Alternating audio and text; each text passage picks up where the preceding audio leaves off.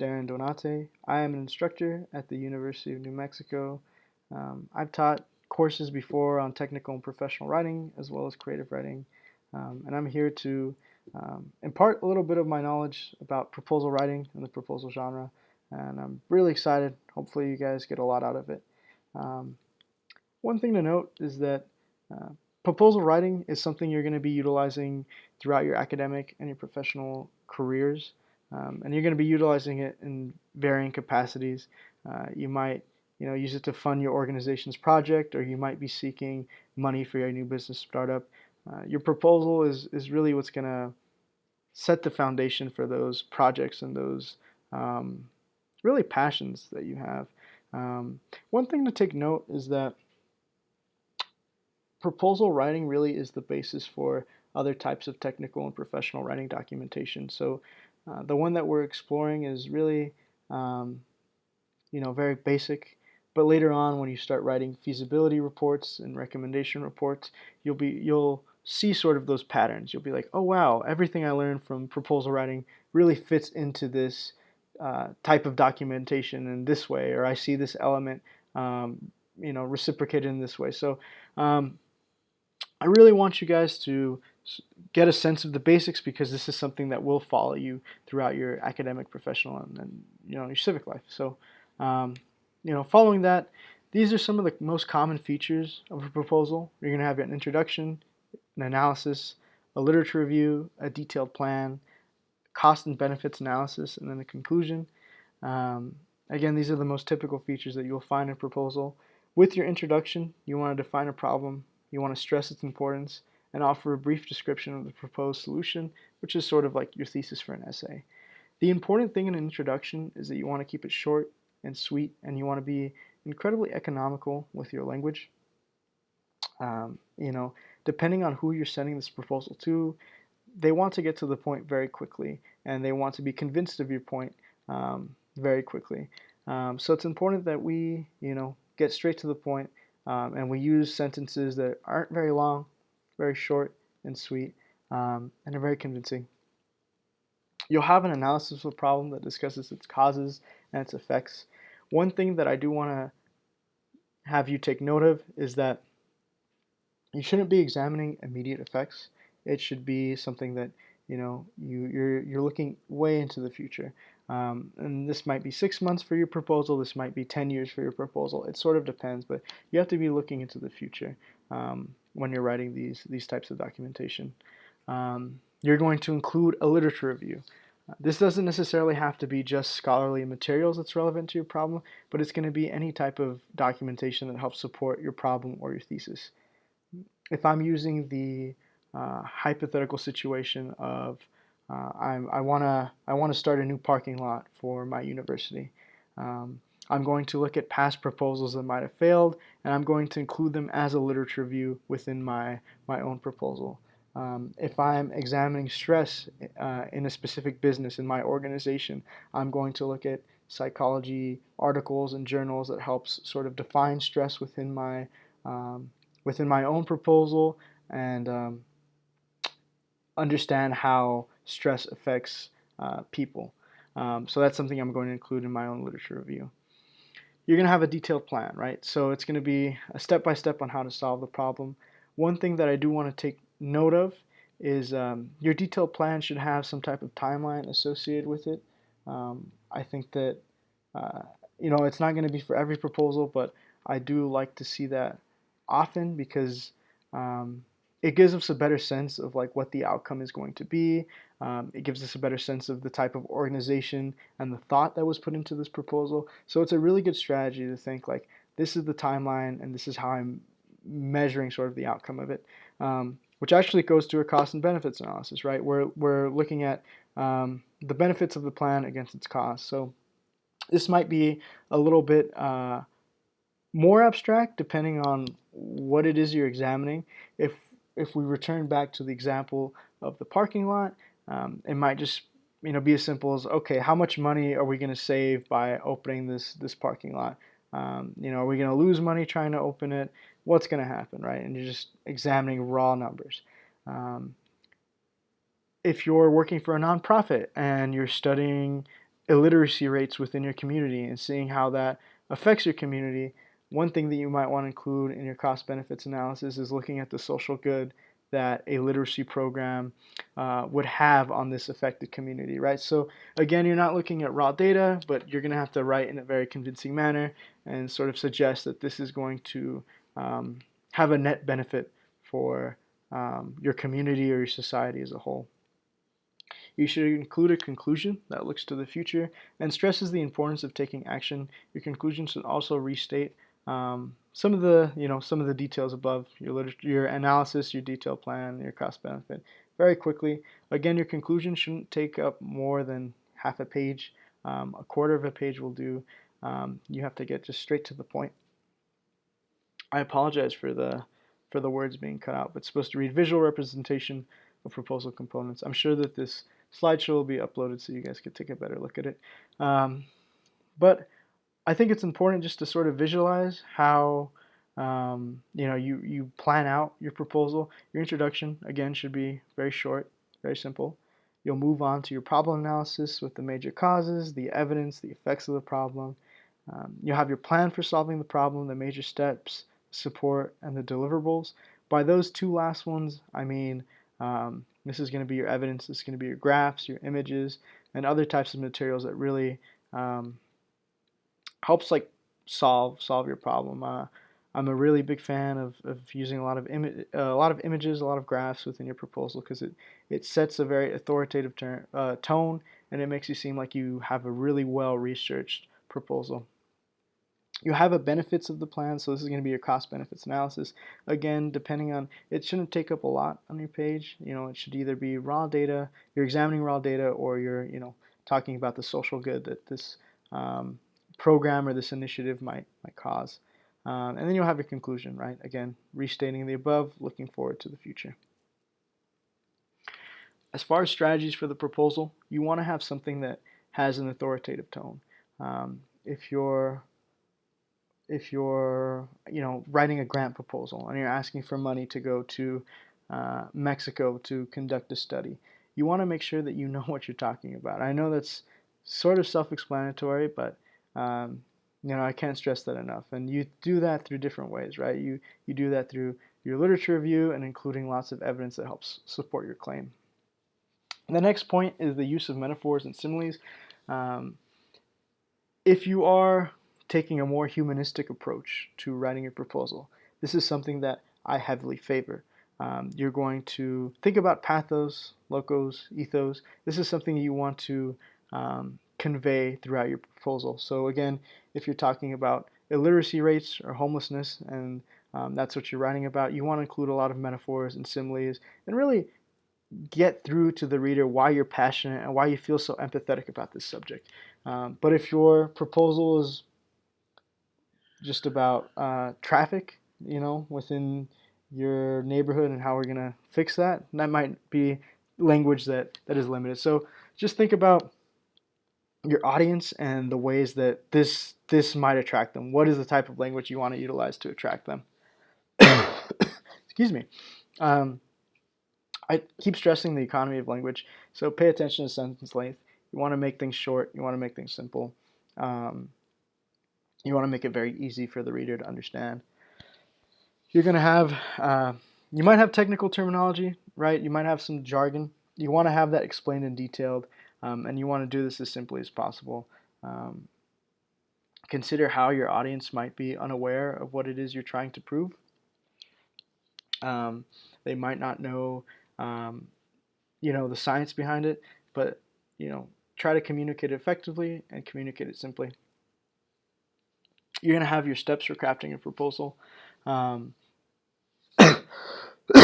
Excuse me. You're going to identify the problem you want to solve.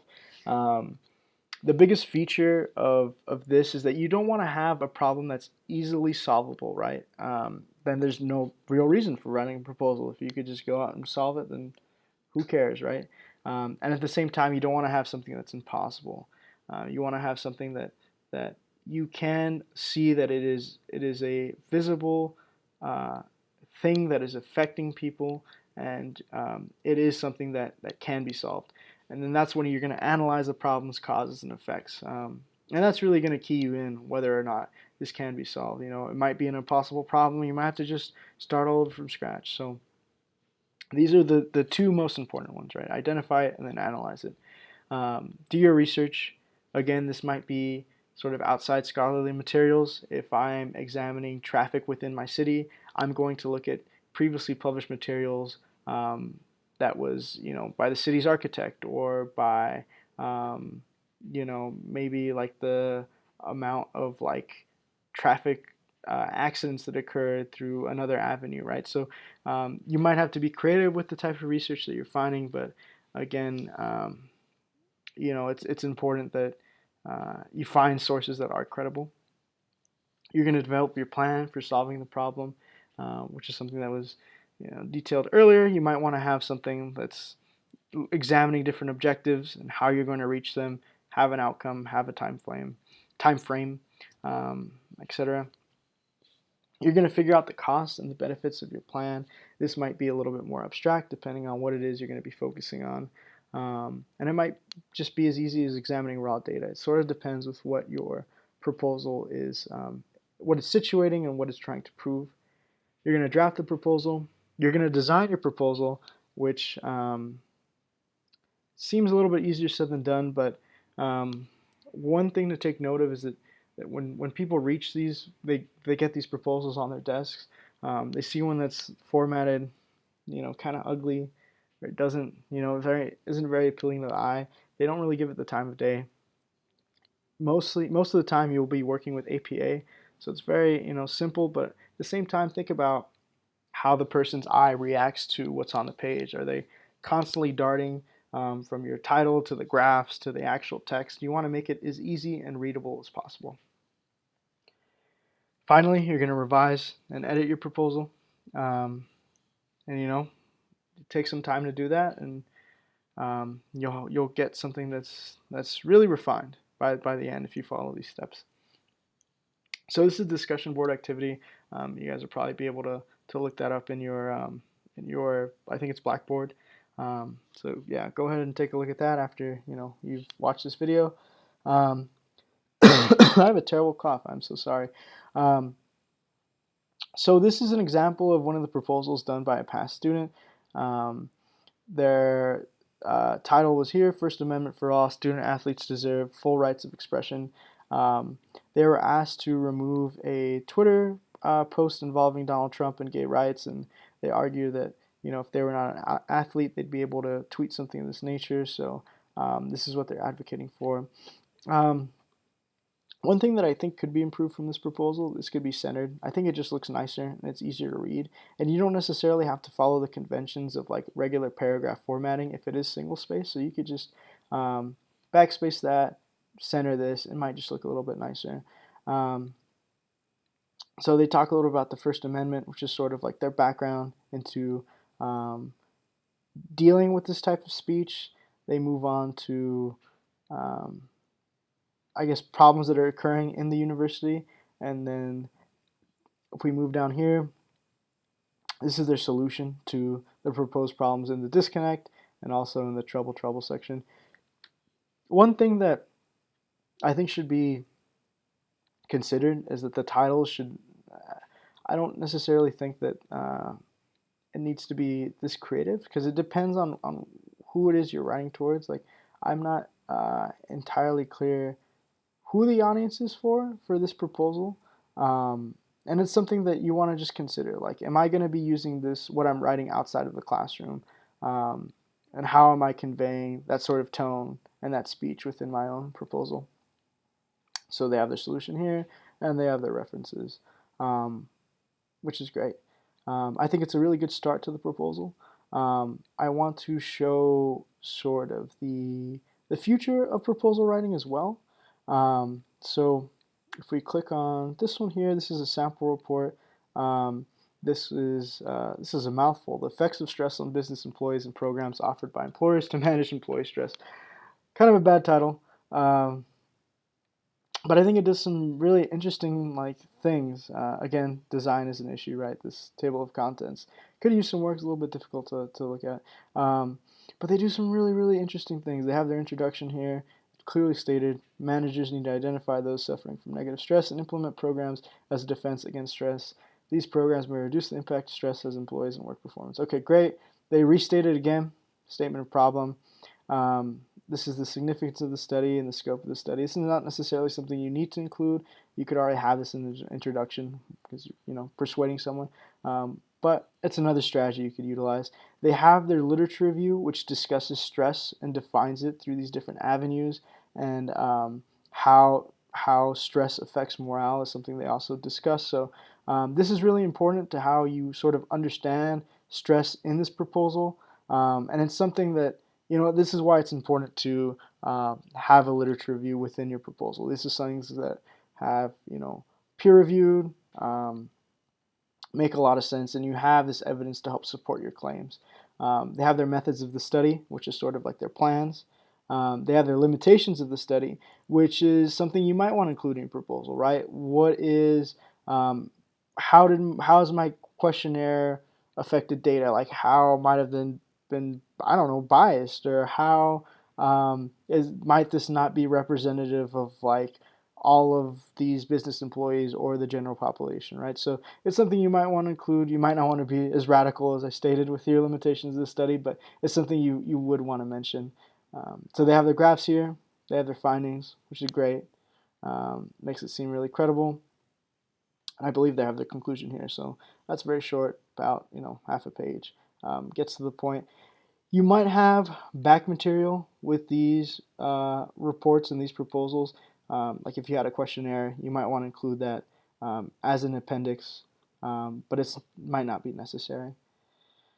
If we move here, this is a project I did for a nonprofit for a class.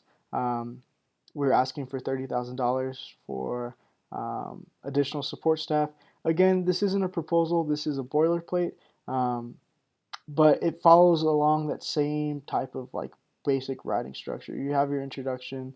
I have an organizational profile, which is sort of an extension of an introduction. It's talking about who we are, which isn't something you need, but there's a need statement, right? This is the problem statement we have. This is the problem that's occurring. I have graphs. I have evidence here to help sort of suggest and like why we need this money and why it's such a huge epidemic. There's a solution narrative here.